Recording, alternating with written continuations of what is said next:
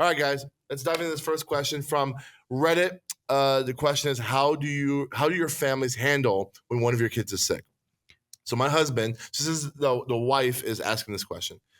My husband works as a youth pastor. Our kids are ages 4, 5, 3, and 1. Oh, sorry, 4.5, 3, and 1. Every time a kid is sick, I am the one staying at home because he inevitably has responsibilities on a Sunday morning or Wednesday night. The issue we've come into a lot recently is if one of the kids is sick, now all of the children are missing service. We have a kid-centered activities during all of our services. So it's not that he has to watch them while he's working, but he prefers to be early enough to service that he's there before the children's church volunteers, or they'll often have meetings before service. I hate that our children are frequently missing services if only one of them is sick, but I can't drop them off at children's church and leave one of them in the car at these ages. He takes his job seriously and wants to make sure he's always available and present, but I worry about our children as well. How do pastors manage these type of situations? Like this is normal. Tim and I had this conversation about once a week for years because he's got 5 kids, I've got 4, and when they were younger, this was how it worked. The joke that we made constantly was, if one of them are sick, all 5, my wife and 4 kids are sick. In fact, yesterday, my wife was sick, and so none of my kids drive yet. I was out of the house before anybody else was up, so I was the only one from my family at church yesterday because that's part of the ministry family thing. And I think if the church doesn't get that, then that's a whole other issue. But for pastor parent to be available, that means that the other parent has to be unavailable. And it sucks and it's not fair, but I'm pretty sure that's kind of the way it works in the vast majority of clergy households for at least the past 100 years. Yeah, I mean, that's how it works in our household for sure. But what's nice is outside of a Wednesday or Sunday, usually we're flexible. So if I need to stay home on a different day, we can tag team, and that's fine. But if it's a Wednesday or a Sunday and I have primary ministry responsibilities, my wife and I have already had this conversation. We know the drill. She knows the drill. As Andrew said, if one is sick, they're all sick. They're all staying home that day or that night or whatever the case may be. But because of our jobs, we do have flexibility at other times. Mm-hmm. Like Andrew, I know your wife is a teacher, so there's a Tuesday or a Thursday. You're probably the one staying home with the sick kid. Yeah, that was last week. I'm the dad that goes to the doctor's appointments and does all the things because my job is only not flexible on Sunday. So the rest of the week, it's one of the trade-offs. And I think it's really easy to look at and be like, oh, I wish we could do this like this other family. Yeah, well, if dad is an accountant or whatever else it is, you're not getting the parental trade-off that we get in ministry. No, I think y'all just nailed it. And that's the same way it operates here. We just walked through the flu in my family. And gross. Yeah. Or COVID. We don't know. It was bad. I still got something. But the thing is, you got to have that conversation with your spouse. When services are happening that you need to be there for, you have to be there. It's just the thing, man, And so what that means is if my kid's sick on a Sunday or a Wednesday, they're all staying home with my wife, right? That's how that works. But my wife is a teacher as well.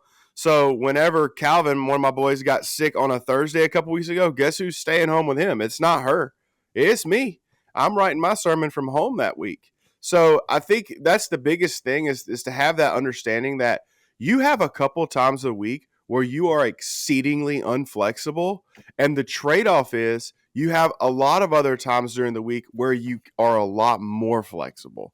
And where a lot of jobs have a moderate amount of flexibility throughout it, ours is kind of like a swing on the polar opposites sometimes. Yeah, I would just also encourage you that like you're in a season right now, 4, 5, 3, and 1, they're going to get sick a lot, especially if they're in school and preschool and stuff. They're just going to pass it on around because, especially like even the 1-year-old and maybe a little bit the 3-year-old, they're still putting stuff in their mouth. They're sharing things. They're like playing with toys. So like it's just going to happen more often. And I would not get yourself all bent out of shape about your kids missing church a little bit for a season. If you're faithful parents, if that's part of your life, and if you're ministry parents, that's part of what it is. I wouldn't let yourself slide into guilt and like they're missing church and church attendance is not going to be the thing that they look back on as like the generational gift you gave them. It's going to be your faith being passed on. Church attendance is important, but it's not the end all be all. And, the Puritans talked about being providentially hindered and how it's sometimes there's things that keep you from the gathering that like you really can't control. And this is one of them.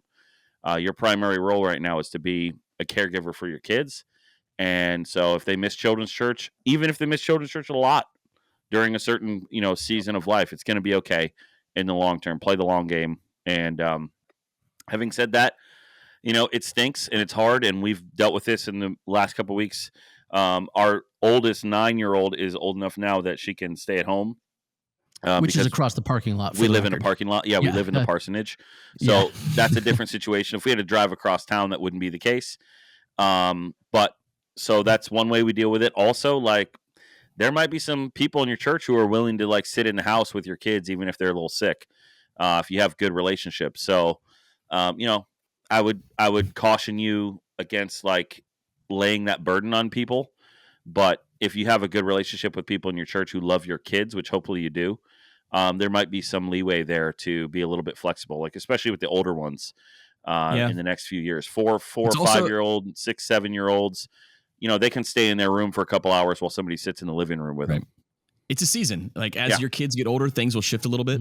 For me, my preteens and my teenagers, there are some Sundays where they're like, "Hey, we know mom can't make it to church tomorrow because the younger one's sick. Can we just come with you, Dad? We're serving in nursery, whatever it is." So if they are willing to wake up, the 5 a.m. or whatever the alarm clock goes off, the invitation is always open for any kid who wants to come with me.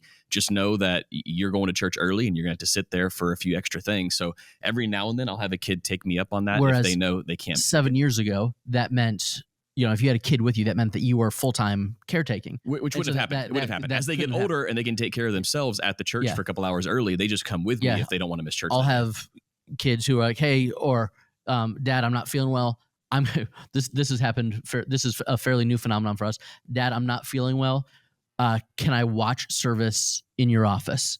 And so they'll go pull up YouTube and be in the office, and they're old enough now. So again, the older ones can be left at home. They're in middle school. They're teenagers, or we can have some in my office. But it's also like this is a season, yes, but it's also what you signed up for. Right. And I hate that you did not have another clergy spouse put their arm around you at the beginning of your marriage or at the beginning of your spouse's call and say, "Hey, this looks a little bit different than other families might look for this season, but it's worth it. And the trade-off really is better, but it kind of sucks on Sunday morning sometimes." Sure.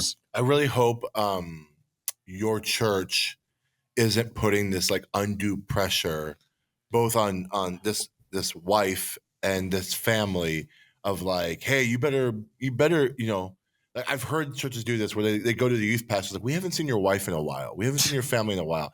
And man, like that's just like if someone's like genuinely like concerned, like, "Hey, are they okay?" That's one thing. But if it's But if you're like, "Hey, one kid gets sick and we're gone for a month," like it's a domino effect or something like that. Like, hopefully your church is being reasonable on all this.